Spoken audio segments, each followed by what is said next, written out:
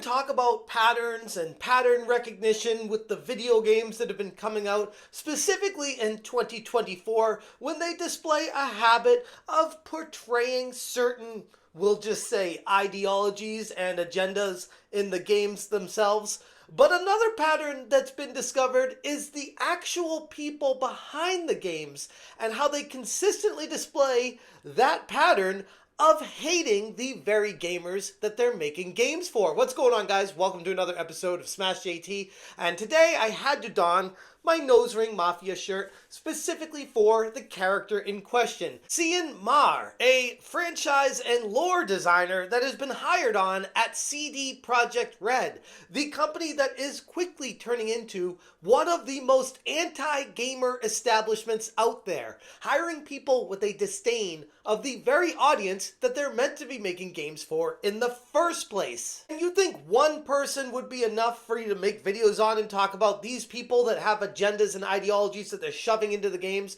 But no, this is now the second person at CDPR that I'm covering. The initial one was Mary Kenny, and for those of you that missed it, this person was displaying a habit of wanting to push ideologies of LGBTQ plus QYA agendas into games, and I'll put that video above me if you missed it. But basically surmise it to say of this person, Mary Kenny specifically, wanted games to have an LGBTQ agenda in them and would do everything they could, pull every lever to ensure that would happen. Which is fine if that's the audience you're going for, but you're gonna upset the vast majority of gamers that don't want this kind of stuff put in your games. And then we move on to the latest person in question, Cian Maher, who used to be a quote-unquote journalist for The Gamer, among a slew of other outlets. And from what I can tell, this guy has no discernible actual game development skills or experience, but instead a well-documented history of outwardly expressing hatred and hostility towards gamers, going so far as to say he wants to punch you, which I'm sure is going to go over well with people wanting to open their wallets and buy his game. Hit that subscribe, give me a like, and check out smashjt.com for the full and exhaustive article going through everything I could find on this guy. And holy crap, it's so much. It's not just one or two or three tweets. It's basically every tweet he put out there over the past few years where I could find something inflammatory from it. And I'm just like, why are you the way you are? Just don't be like this. Focus on making great games that people want to play. Stop attacking the very audience that wants to buy them. Maher's career began in quote-unquote journalism, and as we know that type by now, he worked as an associate editor and eventually lead features editor at thegamer.com, a site that I felt personally has become the breeding ground for some of the worst, most spite-filled, hateful people in video games media. So no, what I'm going to discuss about this guy didn't really shock me at all. It's right in line with all the other people that seem to come out of these organizations. It's a breeding ground for hatred, and it's exactly what we're putting the spotlight on to get rid of it. During his tenure there, and even after being hired at CDPR, Maher has repeatedly made inflammatory statements about gamers, and there is an exhaustive amount of stuff that I'm not going to cover in this video because it would be like a 2-hour-long video if I displayed every single tweet that I felt was inflammatory and hateful against gamers and read through each of them. It would go on forever. So I'm just going to pick some of the top ones out and talk about them here. If you guys want the extended version with all the information, I linked it in the Smash JT article. A small channel called The Reviewer Wild Take with, at this point, 159 subscribers, made a video called Meet CDPR Lore Designer Who Wants to Punch Gamers. And this video goes through almost every single tweet showing them on screen, and it is a ridiculous rabbit hole to go down. And when you take a step back, you're like, who is hiring these people? They gotta be doing some sort of background research on them to make sure that they're qualified, and more importantly, that they're not gonna make their own company look bad. I don't know if CDPR was just lazy and didn't do any research on the people that they're hiring, or more concerning, did do the research and didn't see a problem with it. In July of 2022, he shared a meme captioning, "I am once again asking you to stop being toxic little weirdos," and then tags @gamers. In June 2021, he mocked gamers again in response to Tariq Musa saying, "I'm quite unknown, but I ran away to law school because it was easier than dealing with gamers," with a laughing face.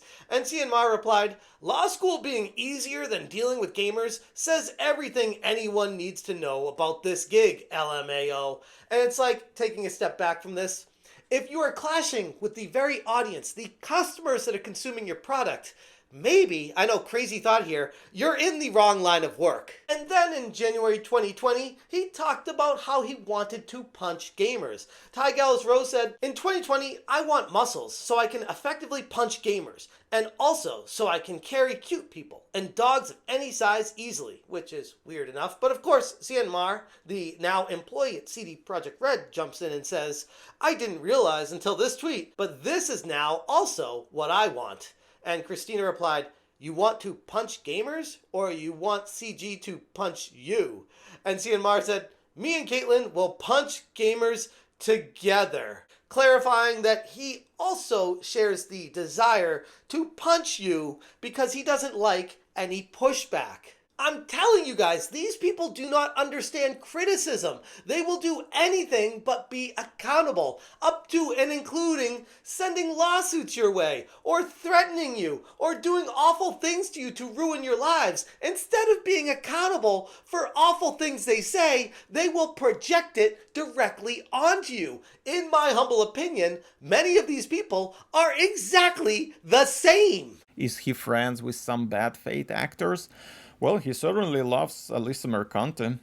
In December 2020, he dismissed criticism of games journalists by saying, "The thing I find funny about gamers complaining about how good game journalists have it is like, if you think this job is so incredibly well paid, it's not, and easy, it's not, why don't you do it yourself?" Okay. We are, and guess what's happening? Gamers are being drawn to personalities that want to represent them, that want to speak for them, that want to put the industry in a better place and push it forward to make great games, not to push agendas and ideologies to hold people down, which is exactly why you clash with these people. And like I said, this goes on forever. There are a ton of examples of just ridiculous tweets he puts out there that are, again, very inflammatory. The pattern he's displaying here with an attitude raises some serious concerns about whether Maher respects the integrity of franchises that he's working on that he's now tasked with overseeing.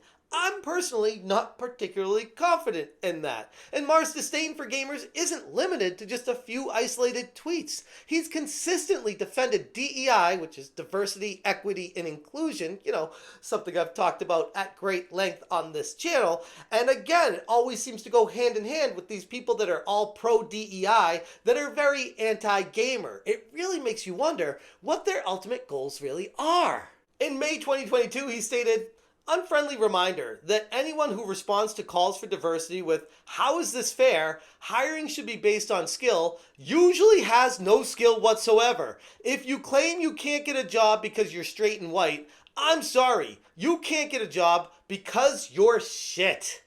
Wow. Okay, so now he is completely making a blanket statement across the board here that if you're upset that you feel like you're being turned down for a job because you're straight and white, that you have no skills, which flies directly in the face of many people who I have had personal interactions with in the game industry myself, showing me their resume and their history of great work they've done being passed over for other jobs because of DEI initiatives. It's true. It's happened. I have seen it myself. Maher continues, "People would rather be bigoted and blame the fact they're straight white men on their inability to get a job than, the fact they're not quite as good a writer as they'd like to think," which ironically is a byproduct of unfounded straight white man confidence, which ironically is straight up racist. But apparently it's totally fine to be a straight white male and hate white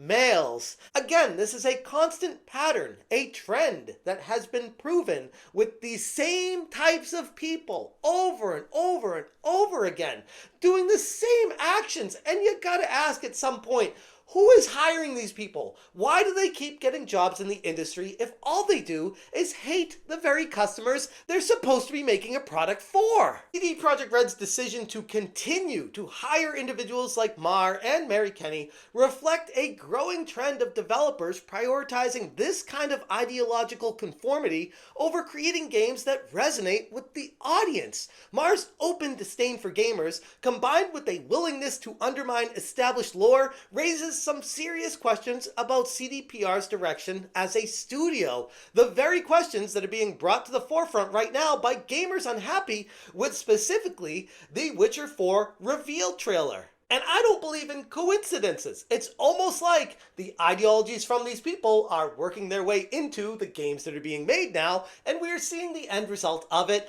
and nobody likes it. The gaming community deserves better than being labeled as toxic little weirdos by the very people making the games that they're supposed to love. Until developers start hiring individuals with respect to their own audience rather than attacking them, the backlash will only grow stronger. For now, Maher's presence at CDPR serves as yet another example of a developer completely out of touch with the fan base, and it's exactly why my wallet continues to identify as non-binary with anything CD Projekt Red tries to put out moving forward until drastic changes get made. Anyways, I'm going to leave it there. If you guys want more information, check out smashjt.com for the full article. Again, shout out to NeoGaf for putting all this stuff together. Genuinely appreciate the community coming together and trying to smoke these type of people out of the industry, because at the end of the day, that's how we move forward and progress. If you guys appreciate what I'm doing, hit that join button. Thank you so much for watching, and as always, you stay smashing. Does he believe that gamers are the worst? Oh, sure. Is he concerned about pansexual representation in games? And what do you think? Is he delusional about society and its opinions? Goes without saying. Was he a shield for a Last of Us Part 2? Man, this guy is not just an NPC, he is the template for creating NPCs. Smash